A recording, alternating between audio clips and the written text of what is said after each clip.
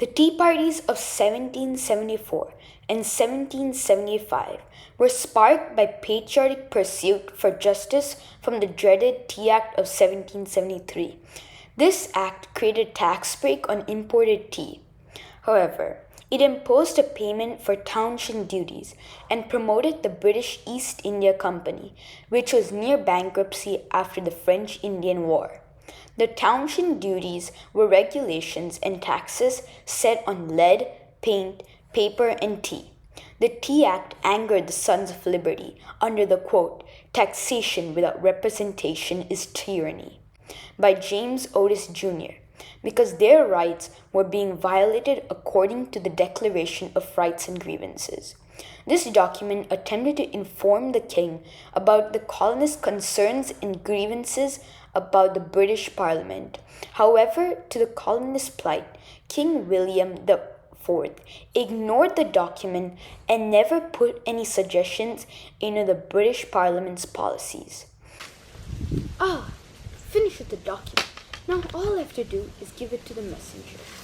Here you go, Majesty. Thank you, Secretary William Fettis Douglas. Let's see what we got today. Some nonsense from the colonies. Let's see.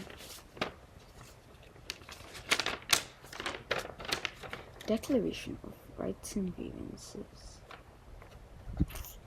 As a result of the Tea Act, a chain of protests against British tea began and is now known as the 17 Tea Parties.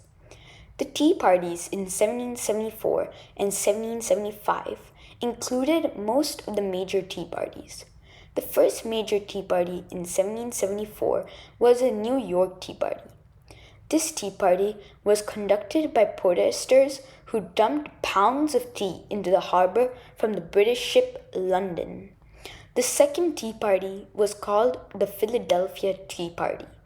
This occurred when anti-British protesters invaded a cargo ship transporting tea and forced the captain to swear that the cargo would not be loaded.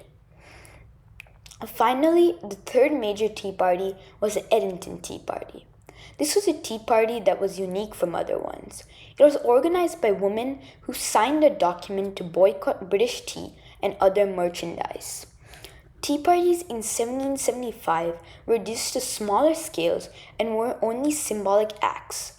Boycotts or petitions and plans for the war to come were made. Battles followed, such as the Battle of Lexington and Concord and the